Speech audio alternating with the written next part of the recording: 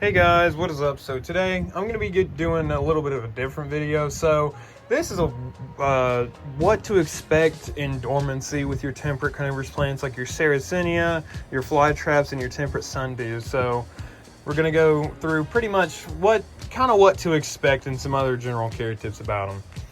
So the first thing is sun. So most people think, or most people say, you can look it up and people say, oh, these plants don't need sun and dormancy. Well, I personally do give my plants sun, or I just now did, and I can see a huge improvement. Because I used to have my B52s, my dentes, and my nice Lowe's typicals in that pot right there. I used to keep them in my garage, and they did okay. They just looked, and even my Farnhamii. That plant divided so much because I kept it in the dark all year, or last year. So I would just say for sunlight, there's two big things. One, Sarracenia create phyllodia during the winter time to help photosynthesize, to get them through the winter, to help keep some more of that energy. And they might be still digesting a little bit, depending on how much and what the time is of the year. But main rule with Sarracenia, if they have phyllodia or any green leaves like this, and if you don't know what phyllodia is, it's just the non-carnivorous leaf of the Sarracenia. So most, if not all, besides maybe Judith Hindle and Purpurea, don't grow phyllodia. But most, like this Leucophila, this Flava, this is Flava rubicorpora, this is like a shriveled up weird pitcher / phyllodia. They all grow phyllodia to help photosynthesize throughout the wintertime and help, photosynthesize, mix sugars, and help get them through the wintertime, because it's kind of a hard time of the year for them. They're trying to rest for the year, but they still want some of that energy coming in. And also, the second thing about sunlight with these plants is they are measuring the day lengths to make sure and know when to come out of dormancy, when it's time to start growing, sending up flowers and all this and that. So this is just like sunlight. It's not as important as people make it out to be, but it's still, you should give your plants sun. That's not what I'm saying. I'm saying you can give them sun, but like fly traps, they can do good in a dark garage, maybe in like a bucket outside under your porch. But like Sarracenia, if it's not like Purpurea, Purpurea, or any other like low, these plants, as I was saying, if it's one of these shorter growing ones like Purpurea or Carolina Yellow Jacket, they can go without light. They're growing on the undergrowth of the habitat, so they don't really need as much light as, say, the taller ones. So if some can tolerate it, but most taller Sarracenia really want light. And all these plants will know when to come out of dormancy due to the sunlight, because they're always measuring the day lengths. That's how they go into dormancy.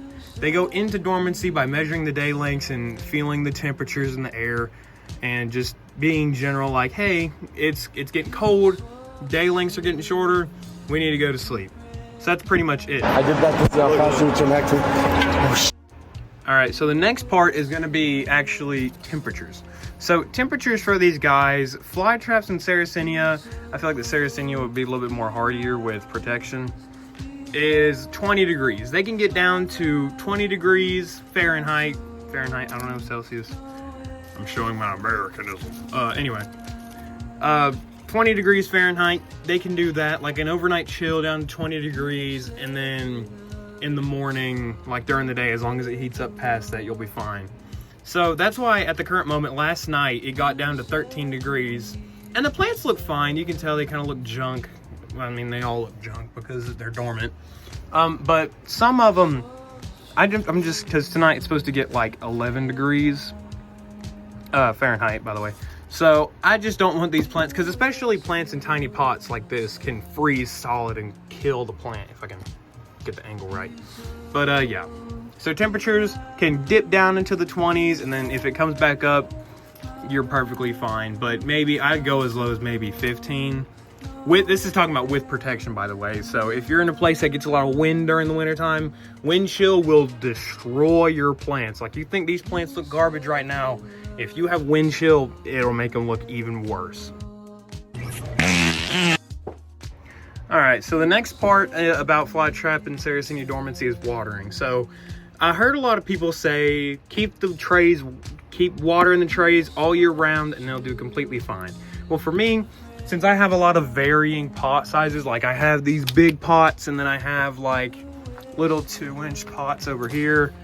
Yeah, no, I can't do that. And also I like to put all my plants in just 2 big baskets so that I don't have to deal with like 14 different trays during the winter time. But I just come in here, or I'll go underneath the tarp, I'll pull them out for just like a second, inspect them maybe once a month. Maybe if I'm feeling super entitled to, I'll just do once every 2 weeks.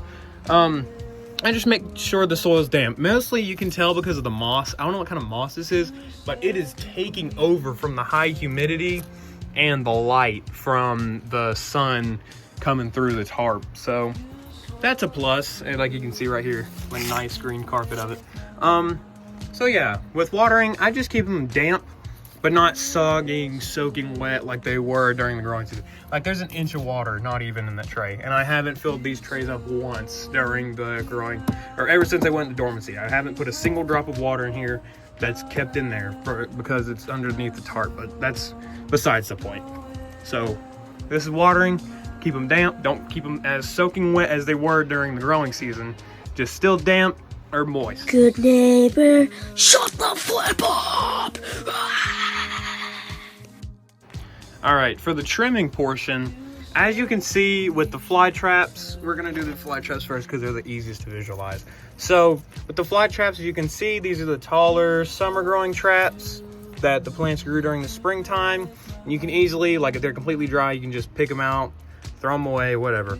I don't, because it helps insulate the plants more.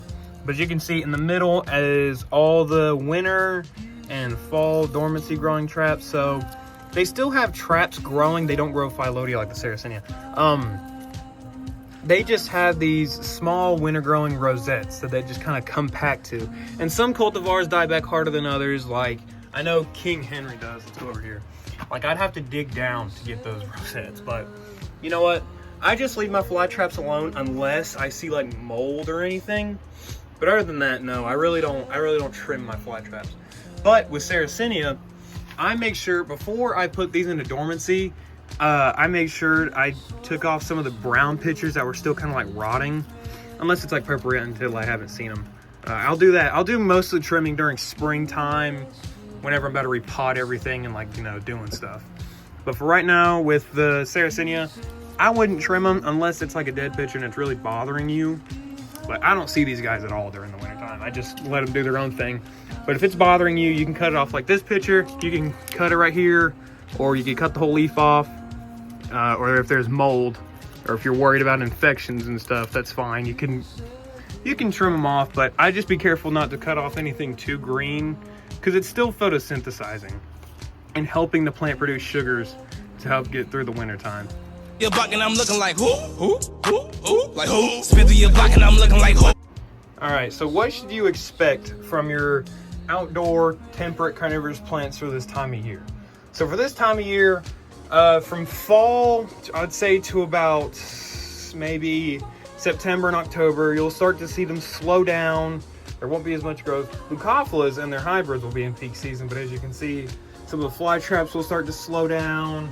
You can go back in my update videos and you'll see them like grow and slow down throughout the year, but I've expanded my collection a lot. So some of these won't be there, but you can tell what's growing and what is. But so during the fall, September, October, your plants are gonna most likely start shutting down depending on your area. That's about the time they happen with me. And then November, right after Halloween, everything should be dormant. Depending in your area, that's where mine is. November, everything should be mostly dormant and asleep for the winter time. Then right now, December, still completely dormant. And then they're gonna stay dormant till maybe about March, April, May, somewhere towards that. Whenever you get the last frost, that's whenever you can put them back outside and they'll start to grow on their own again. This is where the sun comes in, because if your plants see the sun, they'll start measuring the day lengths and they'll start noticing, hey, it's time to get up, time to start making flowers and eating again. But other than that, I just expect them, just leave them alone. They're plants, not animals. I know they eat, but just leave them alone. They're plants. They'll grow. They'll do their own thing. It's completely fine to just leave them alone, and it's okay if they look like junk. Like so many of my plants, I know they look nice because they've been protected from the outside. Like the grass underneath the tarp looks awesome compared to the rest of my yard. That's because it hasn't been exposed to the wind, the snow, the rain, the ice. But other than that, just expect your plants to look like junk for the next few months. Leave them alone. They won't be actively eating or catching or trapping. Let me see. I'll trigger a trap for y'all. Give me just a minute. So this is a typical fly trap. And during the winter time, since it's eating, it's not really producing as many sugars or making as much energy to trap stuff. It's not really gonna move as much to trigger it. Well, I lied. But as you can see, it wasn't as fast and it wasn't as quick as it was during the summer and springtime. But it's still closed. They're still active, but not as active as they once were.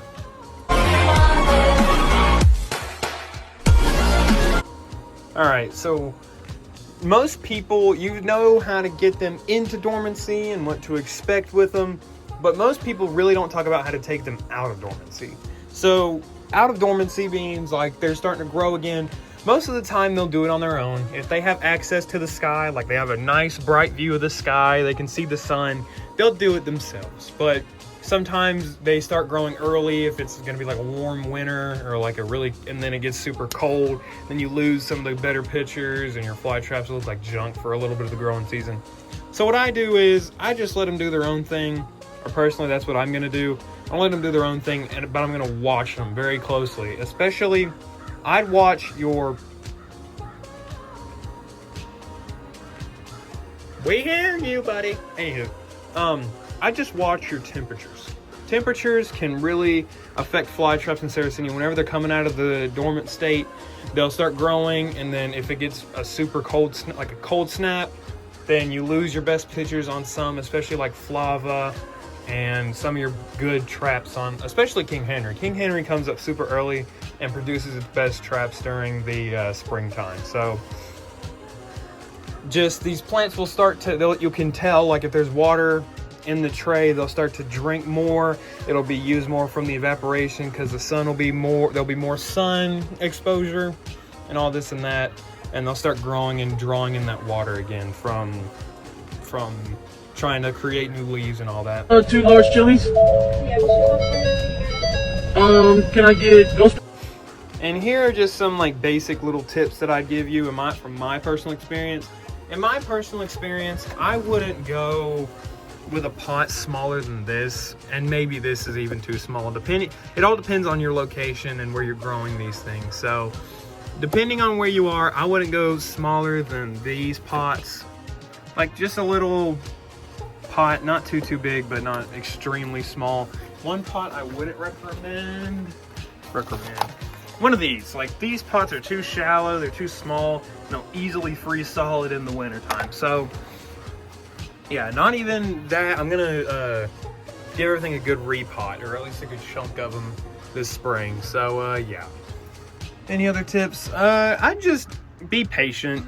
I know it's a sad time. Fly traps are gone. Everything's all sad and gray, but they'll be back. Just have faith in them. They'll come back. Trust me. And just watch them. Just be very... Oh, my voice cracked. Anywho, I just watch them and be very careful. But don't be like, oh my gosh, what is that? Oh no, oh no. Just stand back and look at it and be like, oh, okay. They look like junk, but it's alive. It's alive.